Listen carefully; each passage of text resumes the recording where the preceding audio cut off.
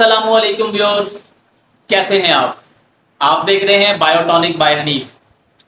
Viewers, आज हम chapter number 2 शुरू करेंगे फर्स्ट ईयर का, जिसका नाम है biological molecules. Viewers, chapter number 1 में आपको इसकी डेफिनेशन बताई थी कि बायोलॉजिकल मॉलिक्यूल्स कौन कौन से होते हैं और कहते कि नहीं हैं। जरा एक दफा रिव्यू करें, फिर चलते हैं हम टॉपिक की तरफ। ओके हो गया जी। बायोलॉजिकल मॉलिक्यूल्स कहते हैं the molecules present in living organism. वो दो टाइप्स आपने पढ़ी थी चैप्टर 1 में। कौन कौन सी थी? माइक्रो मॉलिक्यूल्स और मैक्रो मॉलिक्यूल्स। ये तो थी मॉलिक्यूलर वेट के हिसाब से अगर देखा जाए तो दो टाइप्स हमने पढ़ी थी वहां पे। तो बायोलॉजिकल मॉलिक्यूल का मतलब ये हुआ कि हमने जितने मॉलिक्यूल्स जो लिविंग ऑर्गेनिज्म के अंदर मौजूद होते हैं इस चैप्टर में हम उनको डिस्कस करेंगे। तो आइए शुरू करते हैं आज का टॉपिक। पहला टॉपिक है बायोलॉजिकल मॉलिक्यूल्स में बायोकेमिस्ट्री का इंट्रोडक्शन। व्यूअर्स, बायोकेमिस्ट्री की डेफिनेशन भी आपने पहले पढ़ी हुई है। जरा जहन को घुमाएं, लेके जाएं, जरा रिवाइंड करें, पीछे की तरफ जाएं तो देखें बायोकेमिस्ट्री है क्या। बिल्कुल, biochemistry is the study of compounds, chemical compounds and chemical reactions that occur in living organism. नाम से नहीं लग रहा कि अगर बायोकेमिस्ट्री की बात करें तो बायो और केमिस्ट्री। केमिस्ट्री किसे कहते हैं? यानी केमिकल कंपाउंड, केमिकल कंपाउंड्स और केमिकल रिएक्शंस और reactions that occur in living organism. जो लिविंग ऑर्गेनिज्म के अंदर हो रहे हैं उनको क्या बोलेंगे? उसकी स्टडी को बोलेंगे बायोकेमिस्ट्री। तो मतलब ये हुआ कि जब हम बायोलॉजिकल मॉलिक्यूल्स की बात करेंगे तो उसमें केमिकल कंपाउंड्स का जिक्र होगा और कंपाउंड्स भी वो जो लिविंग ऑर्गेनिज्म के अंदर है। तो इसका मतलब बायोलॉजिकल मॉलिक्यूल्स है। क्लियर हुआ ना? बायोकेमिस्ट्री का नॉलेज यानी केमिकल कंपाउंड्स जो लिविंग ऑर्गेनिज्म के अंदर मौजूद हैं या केमिकल रिएक्शन जो लिविंग ऑर्गेनिज्म के अंदर हो रहे हैं, ये नॉलेज जरूरी है ऑर्गेनिजम्स की एनाटॉमी जानने के लिए, एनाटॉमी और फिजियोलॉजी के लिए इसका नॉलेज होना, इसका इल्म होना जरूरी है। अदरवाइज जब तक आप किसी मॉलिक्यूल की, किसी ऑर्गेनिज्म की एनाटॉमी नहीं जानेंगे तब तक आप उस पर वर्क कैसे करेंगे कि ये कैसे बेहतर काम कर सकता है, कौन कौन सी चीजें रिक्वायर्ड हैं, उसके लिए एनाटॉमी जानना जरूरी है। और फिजियोलॉजी का मतलब ये है कि उनके अंदर जो रिएक्शन हो रहे वो रिएक्शन कैसे होते हैं, फंक्शन कैसे करते हैं, क्योंकि कोई मॉलिक्यूल जो है वो कैसे फंक्शन कर रहा है बॉडी में। तो उसके लिए फिजियोलॉजी जानने के लिए भी आपको बायोकेमिस्ट्री का नॉलेज होना ये जरूरी है। तो इसीलिए हम एनाटॉमी और फिजियोलॉजी के लिए हम पढ़ेंगे बायोकेमिस्ट्री। तो अब अगर सेल्स की बात करें, लिविंग ऑर्गेनिज्म की बात करें, तो उसमें दो तरह के मॉलिक्यूल्स मौजूद होते हैं। एक तो मैंने आपको दो टाइप्स बताई थी, माइक्रो मॉलिक्यूल्स और मैक्रो मॉलिक्यूल्स। यहां पर मैं आपको बताता हूं कि स्ट्रक्चर के हिसाब से अगर बात करें तो फिर भी दो टाइप्स हैं। स्ट्रक्चर के हिसाब से बात करें कि मॉलिक्यूल्स हैं किस तरह के, तो भी उसकी दो टाइप्स हैं। कौन कौन सी? एक है ऑर्गेनिक मॉलिक्यूल्स और दूसरी टाइप कौन सी है? इनऑर्गेनिक। इनऑर्गेनिक, ठीक है। ऑर्गेनिक का मतलब यह है कि the chemical compounds which contains compounds of hydrocarbon और देयर डेरिवेटिव्स। यानी जो हाइड्रोकार्बन यानी कार्बन और हाइड्रोजन से बने हों या उनके डेरिवेटिव्स हों या हाइड्रोकार्बन से बने हों, उन कंपाउंड्स को क्या बोलेंगे? Organic compounds. तो लिविंग ऑर्गेनिज्म के अंदर ऑर्गेनिक कंपाउंड्स मौजूद होते हैं। ओके, कौन कौन से ऑर्गेनिक कंपाउंड हैं उनकी एग्जांपल मैं आपको देता हूं। जैसे कार्बोहाइड्रेट है, कार्बोहाइड्रेट्स जैसे प्रोटीन है, जैसे लिपिड्स हैं, लिपिड्स, जैसे डीएनए आरएनए यानी न्यूक्लिक एसिड है, जैसे हार्मोन्स हैं, जैसे विटामिन्स हैं। ये बहुत सारे कंपाउंड्स ऐसे हैं जो ऑर्गेनिक हैं, यानी जो हाइड्रोकार्बन हैं या उनके डेरिवेटिव्स हैं। क्लियर? दूसरे कंपाउंड्स वो हैं जिनको हम कहते हैं इनऑर्गेनिक्स, यानी हाइड्रोकार्बन के अलावा जो बाकी कंपाउंड्स हैं उनको क्या बोलते हैं? Inorganic compounds.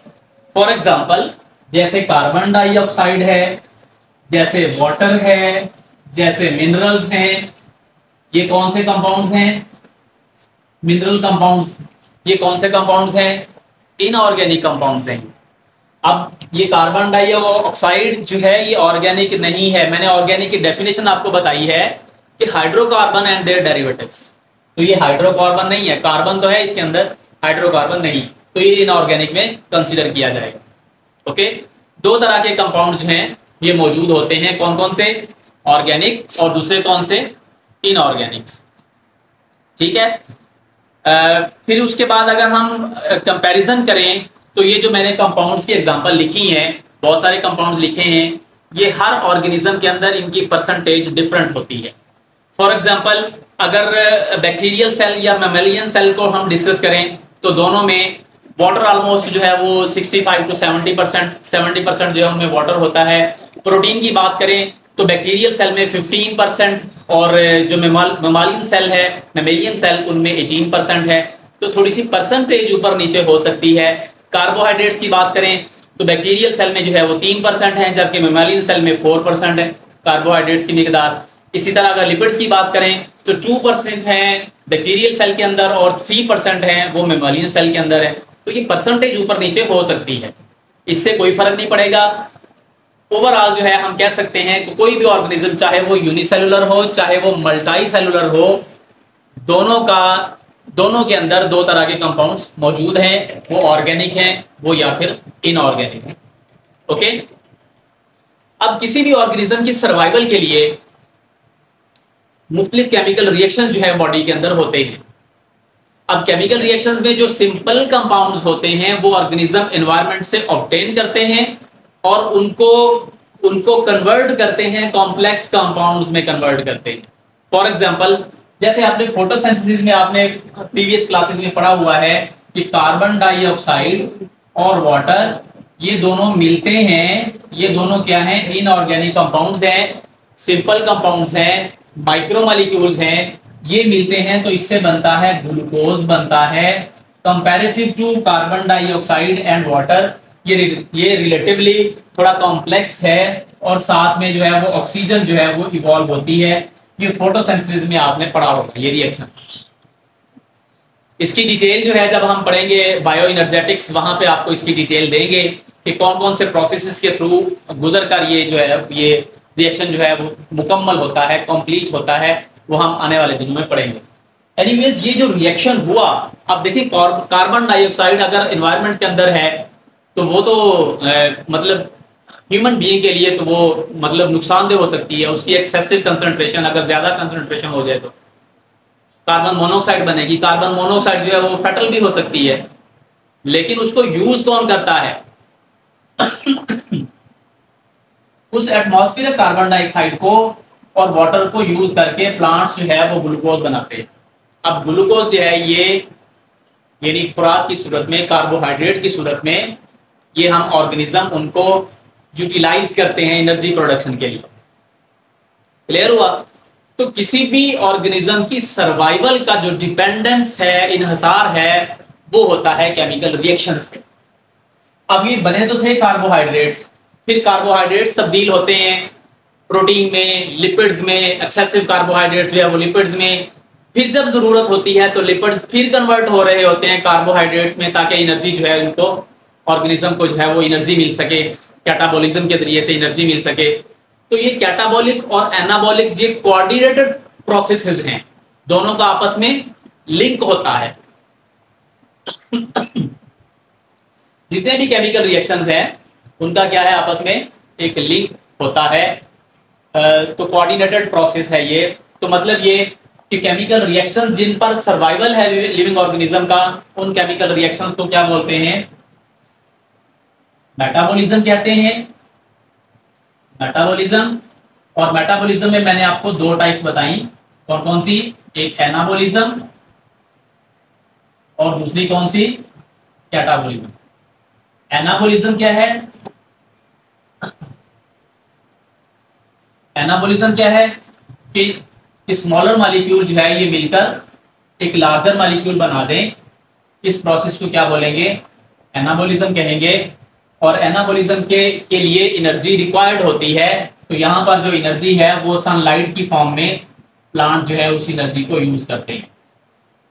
सनलाइट जो है वो एनर्जी सोर्स के तौर पे यूज हो रही है। जो कैटाबॉलिज्म है उसका ये फोटोसिंथेसिस का अपोजिट एक एग्जांपल दे देता हूं आपको, उसको रेस्पिरेशन कहते हैं।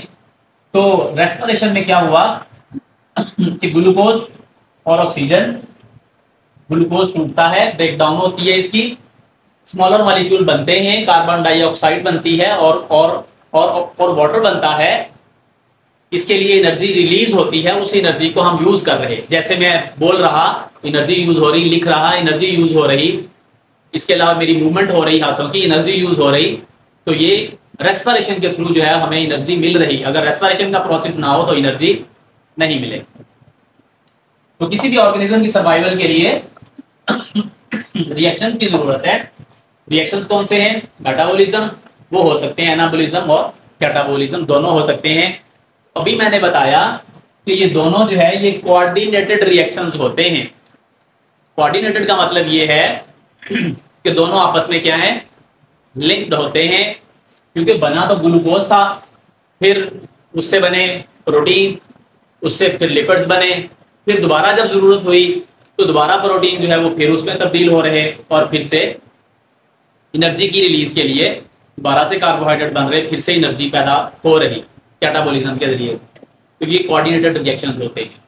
ये बायोकेमिस्ट्री का जस्ट इंट्रोडक्शन था आज का हमारा टॉपिक। कल आगे इसकी डिटेल जो है कल से आगे फिर उस पढ़ना शुरू करेंगे। इस टॉपिक में डेफिनेशन हो सकती है बायोकेमिस्ट्री की, ऑर्गेनिक इनऑर्गेनिक मॉलिक्यूल्स की डेफिनेशन हो सकती है विद एग्जांपल, डेफिनेशन हो सकती है मेटाबॉलिज्म की, फिर आगे कैटाबॉलिज्म और एनाबॉलिज्म की डेफिनेशन हो सकती है।